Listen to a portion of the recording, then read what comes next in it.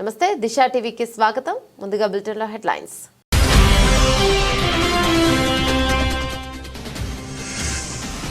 అధ్యక్ష ఎన్నికల్లో నిలబడి ఉంటే ట్రంప్ను ఖచ్చితంగా ఓడించేవాడిని ఆసక్తికర వ్యాఖ్యలు చేసిన జో బైడెన్.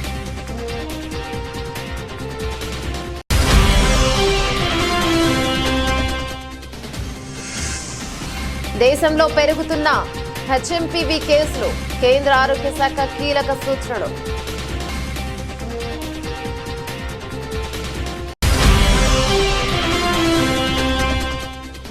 మూడు రోజుల పాటు రామలల్ల ప్రతిష్టాపన, ప్రథమ వార్షికోత్సవం, బాలరాముడికి పీతాంబరి వస్త్రాలతో అలంకరణ.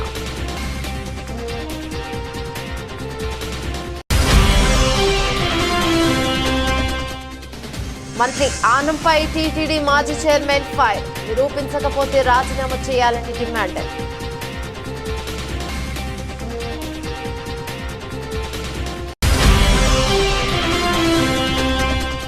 బీఆర్ఎస్ నేతల అరెస్టులను తీవ్రంగా ఖండిస్తున్నాం, ప్రభుత్వ తీరుపై ఆగ్రహం వ్యక్తం చేసిన హరీష్ రావు.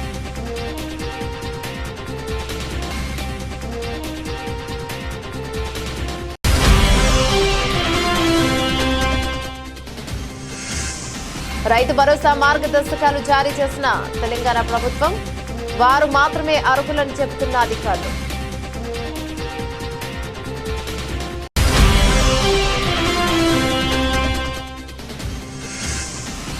టీమిండియాకు బిగ్ షాక్, ఛాంపియన్స్ ట్రోఫీ నుంచి జస్ప్రీత్ బుమ్రా అవుట్.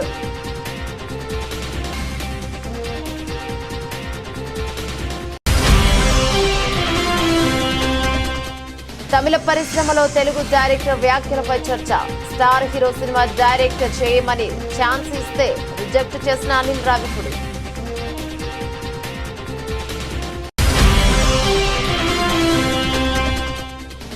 ఉద్యోగుల పని గంటలపై అదిరిపోయే కౌంటర్ ఇచ్చిన ఆనంద్ మహీంద్ర, పని సమయం కాదు నాణ్యత ముఖ్యమన్న టెక్ దిగ్గజం.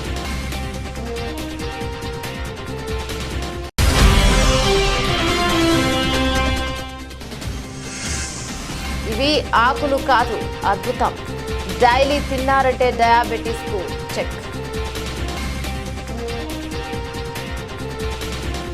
డీటెయిల్స్ చూస్తే, గతేడాది నవంబర్లో జరిగిన అమెరికా అధ్యక్ష ఎన్నికల్లో డొనాల్డ్ ట్రంప్ ఘన విజయాన్ని సాధించిన విషయం మనందరికీ తెలిసిందే. ట్రంప్ విజయంతో మరో 10 రోజుల్లో అమెరికా అధ్యక్ష పదవి నుంచి జో బైడెన్ దిగిపోనున్నారు. ఈ నేపథ్యంలో బైడెన్ కీలక వ్యాఖ్యలను చేశారు. అధ్యక్ష ఎన్నికల పోటీలో తాను నిలబడి ఉంటే ట్రంప్ను ఓడించేవాడినని వ్యాఖ్యానించారు. మీడియా సమావేశంలో ఎన్నికల పోటీ చేయకూడదనే నిర్ణయంపై విచారిస్తున్నారా, మీ నిర్ణయం ట్రంప్ గెలుపుకు దోహదపడిందని మీరు అనుకుంటున్నారా అని విలేకరులు ప్రశ్నించారు. దీనికి అధ్యక్షుడు బదిలిస్తూ తాను అలా ఏమీ అనుకోవడం లేదన్నారు. తాను మొన్నటి ఎన్నికల బరిలో దిగి ఉంటే ట్రంప్ను ఖచ్చితంగా ఓడించేవాడనని విశ్వాసాన్ని వ్యక్తం చేశారు. డెమోక్రటిక్ పార్టీలో ఐక్యత కోసమే తాను అధ్యక్ష ఎన్నికల పోటీ నుంచి తప్పుకుంటున్నట్లు బైడెన్ స్పష్టం చేశారు. ట్రంప్ను కమలా హారిస్ ఓడించగలదని తాను భావించినట్లు చెప్పారు.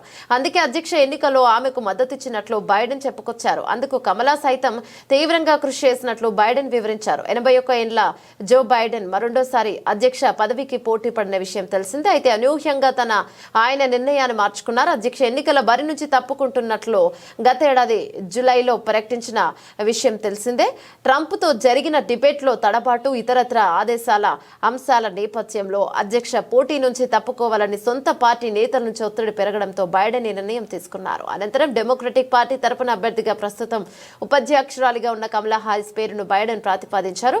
అయితే ఆమె నవంబర్ 5న జరిగిన ఎన్నికలు ట్రంప్ చేతిలో ఓటమి పాలయ్యారు. President, do you regret your decision to run for re-election? Do you think that made it easier for your predecessor to now become your successor? I don't think so. I think I would have beaten Trump, could have beaten Trump, and I think that Kamala could have beaten Trump, would have beaten Trump. It wasn't about... I thought it was important to unify the party. And when the party was worried about whether or not I was going to be able to move, I thought even though I thought I could win again, I thought it was better to unify the party. And it was the greatest honor in my life to be President of the United States, but I didn't want to be one who caused a party that wasn't unified to lose an election. And that's why I stepped aside, but I was confident she could win. Do you think she should run again? దేశంలో human మెటప్న్యూమో virus HMPV కేసులు క్రమంగా పెరుగుతున్నాయి. తాజాగా అస్సాంలో కూడా HMPV case నమోదైంది. రాష్ట్రంలోని లఖీంపూర్లో 10 నెలల చిన్నారికి వైరస్ సోకింది. దీంతో ఆ చిన్నారిని అస్సాం మెడికల్ కాలేజీ అండ్ హాస్పిటల్లో చేర్పించారు. ప్రస్తుతం చిన్నారి పరిస్థితి నిలకడగానే ఉందని వైద్యులు తెలిపారు. అయితే తాజాగా అస్సాంలో నమోదైన కేసుతో దేశంలో మొత్తం 15 హెచ్ఎంపీవీ కేసులు నమోదయ్యాయి. గుజరాత్లో అత్యధికంగా 4 కేసులు నమోదు కాగా మహారాష్ట్రలో 3, కర్ణాటక రాష్ట్రంలో 2, తమిళనాడులో 2, కోల్కతాలో 3, అస్సాంలో 1 కేసు నమోదైంది. చైనాలో హెచ్ఎంపీవీ విజృంభిస్తూనే ఉంది. ఆ దేశంలోని పలు ప్రాంతాల్లో ఈ వైరస్ బారిన పడుతున్న వారి సంఖ్య రోజు రోజుకు పెరుగుతుంది. అయితే చైనాకు ఆనుకుని ఉన్న భారతదేశంలోని రాష్ట్రాలను కేంద్రం అప్రమత్తం చేసింది. సిక్కిం చైనాకు దాదాపు 200 కిలోమీటర్ల పొడవైన సరిహద్దును కలిగి ఉంది. ఇది ఉత్తర ఈశాన్యంలో టిబెట్ అటనామస్ రీజియన్తో చుట్టపడబడింది. ఇక దీంతో కేంద్ర ఆరోగ్య శాఖ సూచనలతో సిక్కిం ప్రభుత్వం అప్రమత్తమైంది. అయితే దేశంలో హెచ్ఎంపీవీ వైరస్ వల్ల ఎలాంటి ఆందోళన చెందాల్సిన పని లేదని కేంద్ర ఆరోగ్య శాఖ పేర్కొంది. నిరంతరం దగ్గు, జ్వరం, గొంతు నొప్పి, ఒళ్ళు నొప్పులు, ముక్కు కారడం, శ్వాస తీసుకోవడంలో ఇబ్బంది తలెత్తడం వంటి లక్షణాలు కనిపిస్తే వైద్యులను సంప్రదించాలని సూచించారు. హెచ్ఎంపీవీ వైరస్ కేసులు పెరుగుతున్న నేపథ్యంలో ఆందోళన చెందాల్సిన పని లేదని కేంద్ర ఆరోగ్య శాఖ మంత్రి జేపీ నడ్డా తెలిపారు. వైరస్ కొత్తది కాదని ఇంతకు ముందు కూడా అనేక కేసులు నమోదయ్యాయని తెలిపారు. హెచ్ఎంపీవీ ఇన్ఫెక్షన్ వ్యాప్తి చెందకుండా తగిన జాగ్రత్తలు తీసుకోవాలని ఆయన ప్రజలకు సూచించిన విషయం కూడా తెలిసిందే. హెచ్ఎంపీవీ వైరస్ సోకకుండా ఉండేందుకు పలు జాగ్రత్తలు తీసుకోవాలని, రద్దీ ప్రదేశాల్లో మాస్క్ ధరించాలని, బయట ప్రదేశాల్లోకి వెళ్లి ఇంటికి తిరిగి వచ్చిన తర్వాత తప్పనిసరిగా చేతులను శుభ్రంగా కడుక్కోవాలి. చేతులు శుభ్రం చేసుకోకుండా కళ్ళు, ముక్కు, నోటిని తాకడం చేయొద్దు. ఆరోగ్యకరమైన ఆహారం తీసుకోవాలి. క్రమం తప్పకుండా వ్యాయామం చేయాలి. బలమైన రోగ నిరోధక శక్తిని కలిగి ఉండాలి.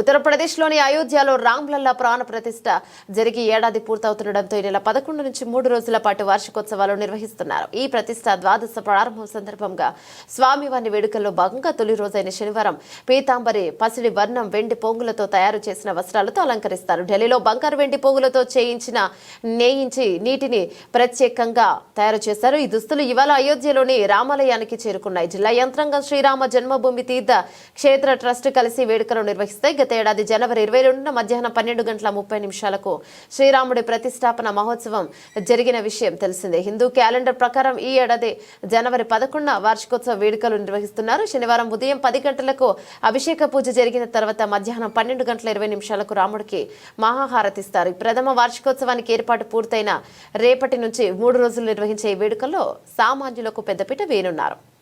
నిరుడు విగ్రహ ప్రాణ ప్రతిష్టకు కొన్ని కారణాల వల్ల హాజరు కాలేకపోయిన ప్రజలు వార్షికోత్సవానికి హాజరు కావాలని శ్రీరామ జన్మభూమి తీర్థ క్షేత్ర ట్రస్ట్ ఆహ్వానం పలుకుతోంది. కార్యక్రమానికి 110 మంది విఐపీలను కూడా ఆహ్వానించింది. ఉత్తరప్రదేశ్ సీఎం యోగి ఆదిత్యనాథ్ వార్షికోత్సవ కార్యక్రమాలను ప్రారంభించి రాముడి అభిషేకం నిర్వహిస్తారు.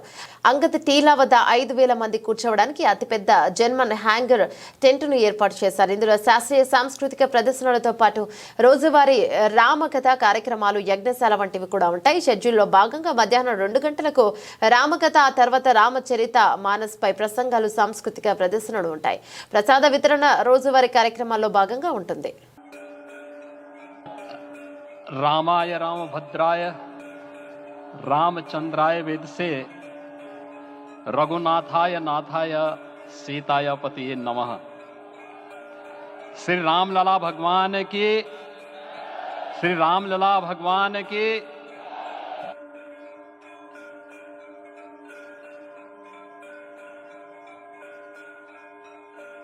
श्री राम जन्मभूमि मंदिर की स्थापना भारत के सांस्कृतिक पुनर्जागरण का आध्यात्मिक अनुष्ठान है। यह राष्ट्र मंदिर है। जय जय सीताराम, जय जय सीताराम।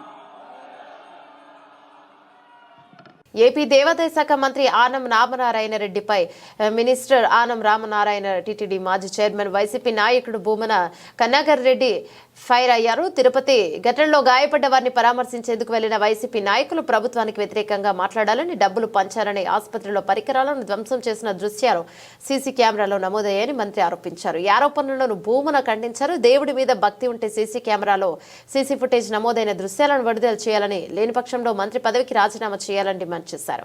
మంత్రి దిగజారి మాట్లాడుతున్నారని విమర్శించారు. వైకుంఠ ఏకాదశి సందర్భంగా తిరుమల శ్రీవారిని ఉత్తర ద్వారా గుండా దర్శించుకోవడానికి టీటీడీ తిరుపతిలో టికెట్ల జారీ కేంద్రాలను, టోకెన్ల జారీ కేంద్రాలను ప్రారంభించింది. ఈ సందర్భంగా పద్మావతి పార్కులో నెలకొల్పిన కేంద్రం వద్ద జరిగిన తొక్కిసలాటలో 6 చనిపోగా మరో 48 మంది గాయపడ్డారు. గాయపడ్డ వారిని రుయా స్విమ్స్ ఆసుపత్రిలో చేర్పించారు.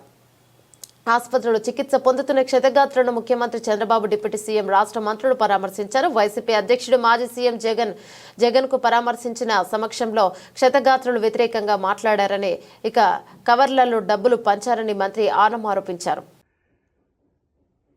క్షతగాత్రులను అవమానపరచటం, చనిపోయినటువంటి వాళ్ల కుటుంబీకులను అత్యంత నీచంగా భావించటం, ఇంతకంటే దారుణం మరొకటి లేదు. అలాగే మేము అక్కడికి వచ్చినప్పుడు జగన్మోహన్ రెడ్డి గారిని అక్కడికి ఆసుపత్రికి రాకుండా చేయటం కోసమని అడుగడుగున ఆటంకం కలిగించింది మీ ప్రభుత్వం. దారిలో ఒక మాజీ ముఖ్యమంత్రిని అడ్డుకోవటానికి ట్రాక్టర్లు అడ్డుపెట్టి ఇంత నీచంగా వ్యవహరించింది మీ ప్రభుత్వం. ఇంతకంటే దారుణం మరొకటి ఉన్నదా? మీరు ఎన్ని రకాలైనటువంటి దుర్మార్గపు చర్యలు చేశారో జగన్మోహన్ రెడ్డి గారిని అడ్డుకోవటానికి. జగన్మోహన్ రెడ్డి లాంటి ఒక ప్రజానాయకుడు వచ్చినప్పుడు పోలీసులు కనీసమైనటువంటి భద్రత కూడా ఇవ్వకుండా, మేము ఆసుపత్రిలో పరామర్శించడానికి వస్తే పవన్ కళ్యాణ్ ఉద్దేశపూర్వకంగా ఆసుపత్రిలో దాదాపు 2 గంటలకు పైగా అక్కడ ఉండటం, జగన్మోహన్ రెడ్డి గారు వచ్చినారని తెలిసినప్పటికీ కూడా కావాలనే ఆయన్ను ఆసుపత్రిలోకి రానివ్వకుండా చేయటం కోసమని తన ప్రోగ్రామును మరింత పొడిగించుకోవటం, ఇవన్నీ మీ కళ్ళకు కనపడలా.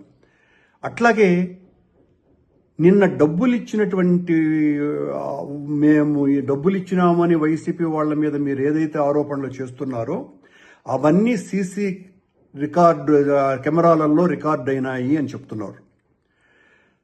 రామనారాయణ గారికి ఛాలెంజ్ చేస్తున్నాం. అది నిజమైతే, మీరు నిజంగా దేవుడి మీద భక్తి కలిగినటువంటి వాళ్ళైతే ఆ సీసీ కెమెరాల ఫుటేజ్ని బయట పెట్టాలి. మేము డబ్బులు ఇచ్చినట్టుగా మీరు నిరూపించాలి. నిరూపించలేకపోతే, ఎందుకంటే సీసీ ఫుటేజ్లు మీ అధీనంలోనే ఉంటాయి. నిరూపించలేకపోతే వెంటనే మీ పదవికి రాజీనామా చేయాలి. మమ్మల్ని అసలు జగన్మోహన్ రెడ్డి గారు వచ్చేంత వరకు మమ్మల్ని ఆసుపత్రి ముఖం వైపు కూడా రానివ్వలేదు మీ పోలీసు, మీ అధికార గణం. మేము డబ్బులు ఇచ్చి మీ చంద్రబాబు నాయుడిని తిట్టించినామని చెప్తున్నారు మీరు. అంటే చంద్రబాబు నాయుడు గారి పాలన మీద క్షతగాత్రులకు ఉన్నటువంటి అభిప్రాయం ఏందో చాలా స్పష్టంగా అర్థమైపోయింది. మీ ప్రభుత్వం మీద, మీ నాయకుడి మీద ఏ రకమైనటువంటి అభిప్రాయాలు ఉన్నాయని. దయచేసి వెంటనే మీరు సీసీ ఫుటేజీలని బయట పెట్టాలా, లేదా మీ పదవికి రాజీనామా చేయాలా. ఇంత నీచంగా వ్యవహరించినాను నేను, నా తప్పిదం ఇదేనని మీరు మీ పదవికి రాజీనామా చేయాలి. మీ చర్య ఎలా ఉన్నది అంటే, మీ పార్టీలో మీ పదవి దేవాదాయ శాఖ మంత్రి అయినప్పటికీ కూడా మిమ్మల్ని పట్టించుకునే వాళ్ళు ఎవరు లేరు కనుక, అదేదో సామెత ఉంది, తోలుగుడ్డు పెట్టే కోడికి ఎంత విలువ ఉందో నిజమైన గుడ్డు కాకుండా తోలుగుడ్డు పెట్టేటువంటి కోడికి, ఆ రకమైనటువంటి కోడిగా మీరు తెలుగుదేశం ప్రభుత్వంలో మంత్రిగా ఉన్నారు. తోలు గుడ్లు పెట్టేటువంటి కోడిగా మీరు ఆ సీసీ ఫుటేజ్ని వెంటనే ఈరోజే బయట పెట్టాలి. మేము డబ్బులు ఇచ్చినట్టు నిరూపించాలి, లేదా పదవికి రాజీనామా చేయాలి. ఉమ్మడి నల్గొండ జిల్లా సహా హైదరాబాద్ లో బీఆర్ఎస్ పార్టీ నాయకులు కార్యకర్తలను ఎక్కడికక్కడ అరెస్టు చేయడాన్ని గృహ నిర్బంధం చేయడాన్ని తీవ్రంగా ఖండిస్తున్నామని మాజీ మంత్రి సిద్దిపేట ఎమ్మెల్యే హరీష్ రావు తెలిపారు. ఇక యాదాద్రి భువనగిరి జిల్లా పార్టీ కార్యాలయంపై కాంగ్రెస్ గూండాల దాడులను నిరసిస్తూ జిల్లా కేంద్రంలో చేపట్టిన ధర్నా కార్యక్రమాన్ని భగ్నం చేసేందుకు పోలీసుల అక్రమ అరెస్టులకు తెరలేపడం దుర్మార్గమని హరీష్ రావు మండిపడ్డారు. పోలీసు బలం ఉపయోగించే ప్రతిపక్షాలను అణచివేయాలని చూడటం ప్రజాస్వామికం అప్రజాస్వామికం. అక్రమ అరెస్టులు చేసిన బీఆర్ఎస్ నాయకులు కార్యకర్తలు వెంటనే విడుదల చేయాలని బీఆర్ఎస్ పార్టీ పక్షాన డిమాండ్ చేస్తున్నామని హరీష్ రావు పేర్కొన్నారు.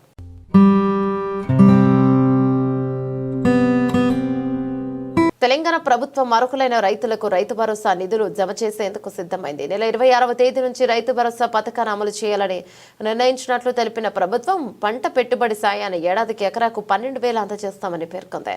సాగు భూములన్నింటికీ పెట్టుబడి సాయం అందిస్తామని ఇటీవల ముఖ్యమంత్రి రేవంత్ రెడ్డి ప్రకటించారు. తాజాగా ఇందుకు సంబంధించి ప్రభుత్వం మార్గదర్శకాలు విడుదల చేసింది. అయితే రైతులకు సంబంధించిన విషయం కావడంతో పూర్తి స్పష్టత ఉండాలన్న ఉద్దేశంతో రైతు భరోసా పథకం 2025 మార్గదర్శకాల ఉత్తర్వులను ప్రభుత్వం తెలుగులో జారీ చేసింది. భూభారతి ధరణి పోర్టల్లో నమోదైన వ్యవసాయ సాగు భూములకే రైతు భరోసా సాయం అందించనున్నట్లు ప్రభుత్వం తాజా మార్గదర్శకాల్లో పేర్కొంది. భూ విస్తీర్ణం ఆధారంగా పట్టాదారులకు దీన్ని అందించనున్నారు. అటవీ హక్కు చట్టం ఆర్ఓఎఫ్ఆర్ చట్టాదారులకు కూడా సాయం అందజేస్తారు. రిజర్వ్ బ్యాంక్ నిర్వహించే డిపిటి పద్ధతిలో రైతు భరోసా సాయాన్ని రైతులకు బ్యాంక్ ఖాతాలో జమ చేయాలని మార్గదర్శకాల్లో పేర్కొన్నారు. ఫిర్యాదుల పరిష్కారం బాధ్యత కలెక్టర్లకు ప్రభుత్వం అప్పగించింది. అయితే సాగు యోగ్యం కాని భూములను రైతు భరోసా నుంచి తొలగించనుందని ప్రభుత్వం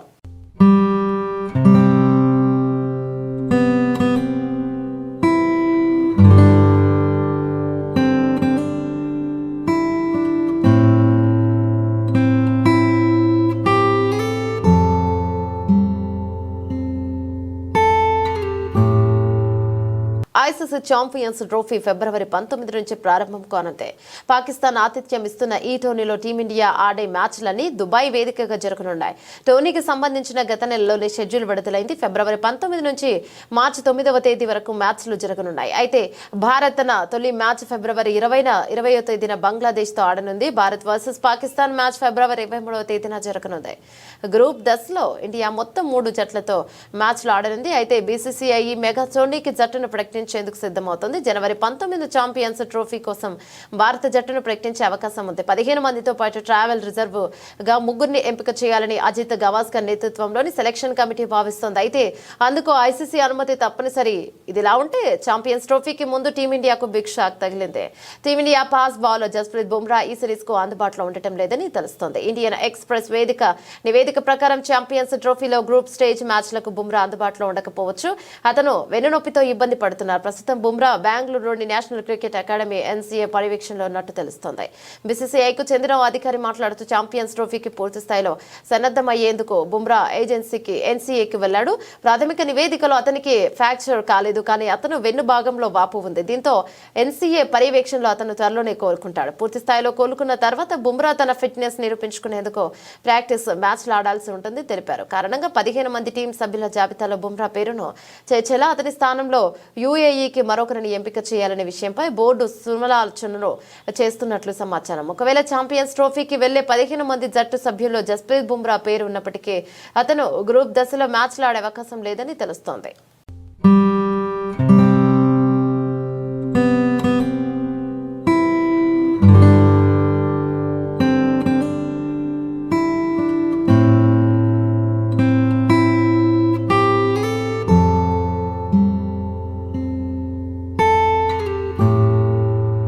రాజమౌళి తర్వాత 100% సక్సెస్ రేట్ ఉన్న రేట్ డైరెక్టర్స్ లో అనిల్ రావిపూడి ఒకరు. పటాస్ నుంచి భగవంత్ కేసరి వరకు అన్ని సినిమాలు హిట్ టాక్ తెచ్చుకుంటున్నాయి. భగవంత్ కేసరి తప్ప అన్ని ఎంటర్టైన్మెంట్ సినిమాలే. అనిల్ రావిపూడి అంటే ఫ్యామిలీతో కలిసి వెళ్ళొచ్చు, హ్యాపీగా నవ్వుకోవచ్చు అనే మార్క్ ని సెట్ చేసుకున్నాడు. అనిల్ రావిపూడి దర్శకత్వంలో వెంకటేష్ హీరోగా తెరకెక్కిన సంక్రాంతికి వస్తున్నాం సినిమా సంక్రాంతి రోజు జనవరి 14న రిలీజ్ కానుంది. నిన్న సాయంత్రం సంక్రాంతికి వస్తున్నాం సినిమా మ్యూజికల్ ఈవెంట్ నిర్వహించారు. ఈవెంట్ లో సినిమాలో నటించిన స్టార్స్ అంతా పాల్గొని మాట్లాడారు.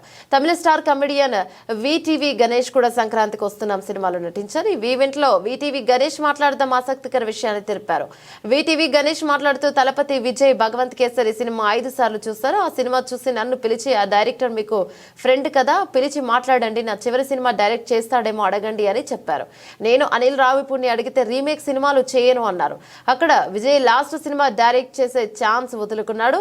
ఇక్కడ సంక్రాంతికి వస్తున్నాం సినిమా చేసి ఇందులో నాకు ఆఫర్ ఇచ్చాడని తెలిపారు. దీంతో వీటీవీ గణేష్ వ్యాఖ్యలు తెలుగు తమిళ పరిశ్రమలో చర్చంగా మారాయి. గతంలో అనిల్ రావిపూడి బాలకృష్ణ శ్రీలీల కాజల్తో భగవంత్ కేసరి సినిమా తీసి దసరాకు రిలీజ్ చేసి హిట్ కొట్టిన సంగతి తెలిసిందే. తన రొటీన్ కామెడీని పక్కన పెట్టిన ఒక సీరియస్ సబ్జెక్ట్ తో ఈ సినిమాని తెరకెక్కించిన సక్సెస్ అయ్యాడు అనిల్. ఈ సినిమా తమిళ స్టార్ విజయ్ రీమేక్ చేస్తున్నాడని గతంలో వార్తలు వచ్చాయి. ఇప్పుడు వీటీవీ గణేష్ అధికారికంగా చెప్పడంతో విజయ్ ఈ సినిమాని రీమేక్ చేస్తున్నాడని క్లారిటీ వచ్చేసింది. అయితే విజయ్ లాంటి స్టార్ హీరో అనిల్ రావిపూడికి డైరెక్షన్ ఛాన్స్ ఇస్తే అనిల్ వద్దని చెప్పాడని తెలిసి అంత ఆశ్చర్యపోతున్నారు. ఇక తమిళ స్టార్ విజయ్ రాజకీయాల్లోకి ఎంట్రీ ఇవ్వడంతో ఇటీవలే తన చివరి సినిమాని వినోద్ దర్శకత్వంలో ప్రకటించారు. ఈ సినిమా భగవంత్ కేసరి రీమేక్ అనే క్లారిటీ వచ్చేసింది. మరి విజయ్ ఈ సినిమాని ఏ రకంగా మారుస్తాడో చూడాలి. ఈ సినిమా తర్వాత విజయ్ పూర్తిగా రాజకీయాలకే సమయం కేటాయించనున్నారు. కంప్లీట్ 1 మినిట్ ఇది ரொம்ப ఇంపార్టెంట్ అమ్మా. అయ్యో అవునా అనిల్ గారు சார் அவரு பகவந்த் கேசரி 5 டைம் பார்த்தேன் Ganesh. I like the film, I want him to direct అని చెప్పి పిలిచి అడిగితే ఈయన రీమేక్ నేను చెయ్యను అని చెప్పి వచ్చేసారు. నాకు అక్కడ 4-5 directors are waiting on the queue. ఆయన లాస్ట్ ఫిలిం చేస్తాను, ఈయన చేయడని చెప్పి వచ్చేది. But one way no I got more. అది నేను చెయ్యను అని చెప్పి రాలేదు. సో అది అట్లా చెప్పలేదు. రీమేక్ అనేది కూడా అది వేరే డిస్కషన్ జరిగింది. సో విజయ్ గారికి మనకి అది వేరే డిస్కషన్ జరిగింది. అది పైగా ఓకే అది చెప్పలేదు. ఎందుకు చెప్తున్నానంటే అంత ఆయనకి ఇష్టమైంది. దాని తర్వాతనే నేను భగవంత్ కేసరి చూశాను. Because I also acted in that film. ఎందుకు 5 టైమ్స్ చూశారు ఆయన చెప్పి నేను పోయి చూశాను. అప్పుడే ఆయన ఆహా వీడు బాగానే చేస్తున్నాడే. ఎలాంటి చైర్మన్ సుబ్రహ్మణ్యన్ చేసిన వ్యాఖ్యలు నెట్టింట తీవ్ర దుమారం రేపుతున్నాయి. ఉద్యోగుల పని గంటలపై ఆయన చేసిన వ్యాఖ్యలు ఆన్లైన్ వేదికగా విస్తృత చర్చలు ప్రజల ఆగ్రహాన్ని రేకెత్తించేలా చేస్తాయి. సోషల్ మీడియాలో ఆయన చేసిన వ్యాఖ్యలపై నెటిజన్లు తీవ్రంగా మండిపడుతున్నారు. ప్రముఖ నటి దీపికా పదుకునే, ప్రముఖ వ్యాపారవేత్త హర్ష గోయంకి కూడా సుబ్రహ్మణ్యం చేసిన వ్యాఖ్యలపై అభ్యంతరం తెలిపారు. మానసిక ఆరోగ్యం కూడా ముఖ్యమైనట్టు కౌంటర్ ఇచ్చారు. గతంలో ఇన్ఫోసిస్ కో ఫౌండర్ నారాయణమూర్తి కూడా వారానికి 70 గంటల పాటు పనిచేయాలని చెప్పిన మాటలు కూడా ప్రజల్లో చర్చకు దారితీశాయి. ప్రస్తుతం ఈ అంశంపై తీవ్ర స్థాయిలోనే చర్చ కొనసాగుతుంది. నేపథ్యంలో తాజాగా ఆనంద్ గ్రూప్ చైర్మన్ ఆనంద్ మహేంద్ర స్పందించారు. అసలు సమస్య ఎన్ని గంటలు పనిచేశారనేది కాదు, అవుట్పుట్ నాణ్యత ముఖ్యమన్నారు. ఇది 40 గంటలు, 70 గంటలు లేదా 90 గంటలు కాదన్నారు. తాను పనిలో నాణ్యతను చూస్తానని, సమయాన్ని కాదని పేర్కొన్నారు. ఈ మేరకు దేశ రాజధాని ఢిల్లీలో జరిగిన Viksit Bharat young leaders dialogue 2025లో ఆయన మాట్లాడారు. ఇక క్వాంటిటీ లేకపోయినా క్వాలిటీ ఉండాలని చెప్పారు. పని గంటల పరిణామాన్ని నొక్కి చెప్పడం వల్ల జరుగుతున్న చర్చ తప్ప అని అన్నారు. ఇక ఎలాంటి చైర్మన్ సుబ్రహ్మణ్యన్ ఇన్ఫోసిస్ వ్యవస్థాపకుడు నారాయణమూర్తి ఇలాంటి వ్యాఖ్యలు చేసి ఇతరులపై తనకు చాలా గౌరవం ఉందని చెప్పారు. కాబట్టి తాను చెప్పిన మాటలను వారు తప్పుగా భావించవద్దన్నారు. కానీ తాను ఒక విషయం చెప్పాలనుకుంటున్నానంటూ పని గంటల చర్చ తప్పుడు దిశగా వెళ్తోందని తాను భావిస్తున్నట్లుగా యువతకు పిలుపునిచ్చారు Anand Mahindra. I could ask you, how many hours a week do you work? You know, this is what I want to avoid, Palki. I don't want it to be about the time. I don't want it to be about quantity. Ask me what's the quality of my work. Don't ask me how many hours I work.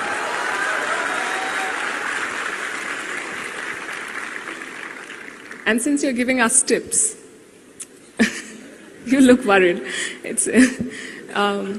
It's not a trick question. How much time in a day do you spend on social media? Because you've aced your social media game, and yet you have managed time so well because you've built institutions, and I think we can all learn. I mean, this is a challenge that. You know, I'm often asked this question. Then I'm asked about, do you have a office that manages it? If anyone's read my tweets, if you think my office can write like that, then I've got a fabulous team who lives inside my head. You know. I don't know why people even ask that. So then you say, how much time do you have?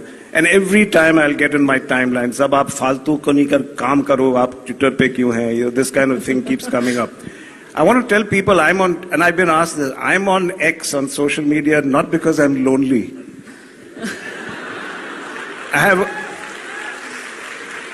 My wife is wonderful. I love staring at her.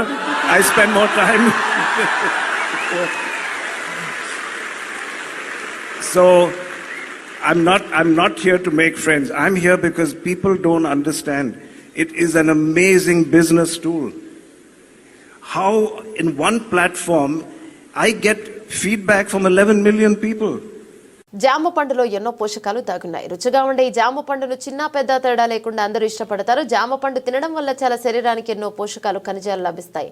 యాపిల్లో ఉండే పోషకాలని జామ పండులో లభిస్తాయని, అందుకే daily ఒక పండును తినాలని డైటీషియన్లు చెప్తున్నారు. మధుమేహ వ్యాధిగ్రస్తులు ఎలాంటి భయం లేకుండా జామ పండు తినొచ్చు. ఎందుకంటే దీనిలోని పోషకాలు డయాబెటీస్ ను కంట్రోల్ చేసేందుకు ఉపయోగపడటంతో పాటు జీర్ణ ప్రక్రియ మెరుగుపరుస్తాయి. ఇక జామ పండులో vitamin C, vitamin A, vitamin K, కార్బోహైడ్రేట్లు, ఇక డైటరీ ఫైబర్, క్యాలరీలు, పొటాషియం వంటి పోషకాలు జామ పండులో పుష్కలంగా ఉన్నాయి. అయితే జామ పండుతో పాటు జామ ఆకుల్లో కూడా తిరుగులేని పోషకాల ఔషధ గుణాలు దాగున్నాయి. జామ ఆకులు తీసుకోవడం వల్ల శరీరానికి ఏ విధంగా మేలు జరుగుతుందో తెలుసుకోండి. జామ ఆకులను తీసుకోవడం వల్ల మధుమేహాన్ని అదుపులోకి ఉంచుకోవచ్చు. ఇందులోని ఫెనాలిక్ సమ్మేళనం యాంటీ హైపర్ గ్లైసెమిక్ లక్షణాలు కలిగి ఉంటుంది. ఇవి రక్తంలో చక్కెర స్థాయిలను అదుపులో ఉంచుతాయి. కాబట్టి మధుమేహ వ్యాధిగ్రస్తులు జామ ఆకులను నమిలి దాని రసం తీసుకోవడం చాలా మంచిది. జామ ఆకులను తినడం వల్ల రక్తపోటు అదుపులో ఉంటుంది. జామ పండుగలాగే ఆకులలో పొటాషియం, ఫైబర్ ఉంటాయి. ఇవి బీపీని తగ్గించడంలో సహాయపడతాయి. కాబట్టి బీపీ ఉన్నవారు జామ పండు తింటే లేదా ఆకులు నమిలితే మంచి ఫలితాలు కనిపిస్తాయి. ఆకులను తినడం వల్ల అధిక బరువు సమస్య కూడా తగ్గుతుంది. ముఖ్యంగా ఉదర స్థూలకాయ సమస్య ఉన్నవారు ఈ ఆకులను తింటే మంచి ఫలితాలు వస్తాయి. ఇందులో ఉండే సమ్మేళనాలు శరీరంలో చెడు కొలెస్ట్రాల్ను కరిగిస్తాయి. ఇది మలబద్ధకం సమస్య కూడా తగ్గిస్తుంది. దీంతో బరువు సులభంగా తగ్గుతారు. జామ ఆకులను తినడం వల్ల జీర్ణక్రియ కూడా మెరుగుపడుతుంది. కడుపు ఆరోగ్యాన్ని, పేగు ఆరోగ్యాన్ని మెరుగుపరుస్తుంది. ఆకుల్లో డైటరీ ఫైబర్ అధికంగా ఉంటుంది. ఇది కడుపు సమస్యలను నివారిస్తుంది. జామాకుల్లో యాంటీ ఆక్సిడెంట్లు, యాంటీ ఇన్ఫ్లమేటరీ లక్షణాలు ఉన్నాయి. ప్రాణాంతక క్యాన్సర్ను నయం చేసే శక్తి జామ ఆకుల్లో ఉందని ఆయుర్వేద నిపుణులు చెబుతున్నారు. జామ ఆకులు చర్మానికి మేలు చేస్తాయి. మొటిమలు, నల్ల మచ్చలు, చర్మ ఇన్ఫెక్షన్లు తగ్గించడంలో సహాయపడతాయి. ఇవి శరీరాన్ని బిగుతుగా మార్చడంలో, ముడతలను తగ్గించడంలో సహాయపడతాయి. ఉదయాన్నే పరిగడుపున జామ ఆకులను నమలడం ద్వారా బెల్లీ ఫ్యాట్ సమస్య దూరం అవుతుంది. దీంతో పాటు బరువు తగ్గడానికి సహాయపడుతుంది. ఇందులో ఉండే సమ్మేళనాలు శరీరంలో కార్బోహైడ్రేట్ల శోషణను నిరోధిస్తాయి. ఇది బరువు పెరగడానికి దారితీయదు.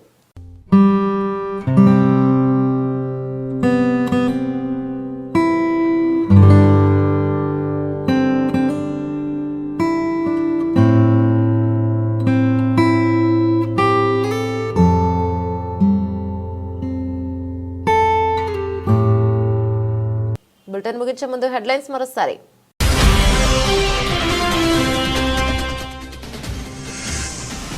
అధ్యక్ష ఎన్నికల్లో నిలబడి ఉంటే ట్రంప్ను ఖచ్చితంగా ఓడించేవాడిని, ఆసక్తికర వ్యాఖ్యలు చేసిన జో బైడెన్.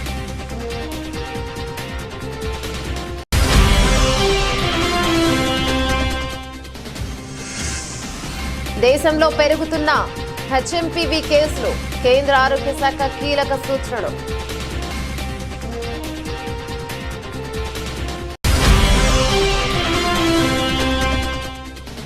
మూడు రోజుల పాటు రామ్లల్ల ప్రతిష్టాపన, ప్రథమ వార్షికోత్సవం, బాలరాముడికి పీతాంబరి వస్త్రాలతో అలంకరణ.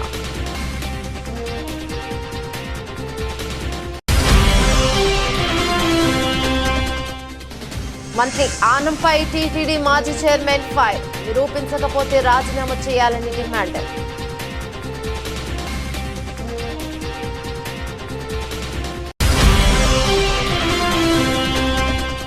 బీఆర్ఎస్ నేతల అరెస్టులను తీవ్రంగా ఖండిస్తున్నాం, ప్రభుత్వ తీరుపై ఆగ్రహం వ్యక్తం చేసిన హరీష్ రావు.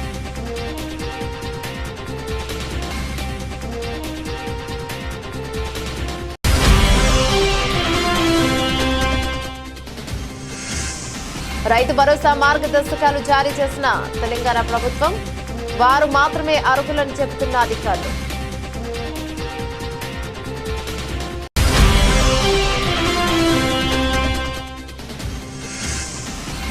టీమిండియాకు బిగ్ షాక్, ఛాంపియన్స్ ట్రోఫీ నుంచి Jasprit Bumrah out.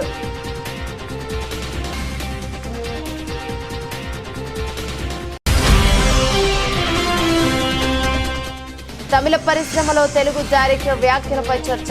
Star hero cinema director చేయమని ఛాన్స్ ఇస్తే రిజెక్ట్ చేసిన అనిల్ రావిపూడి.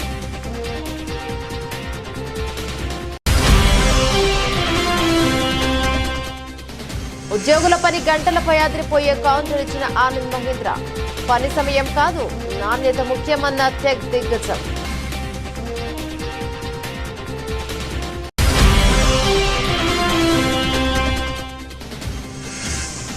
ఇవి ఆకులు కాదు, అద్భుతం. డైలీ తిన్నారంటే డయాబెటీస్ కు చెక్.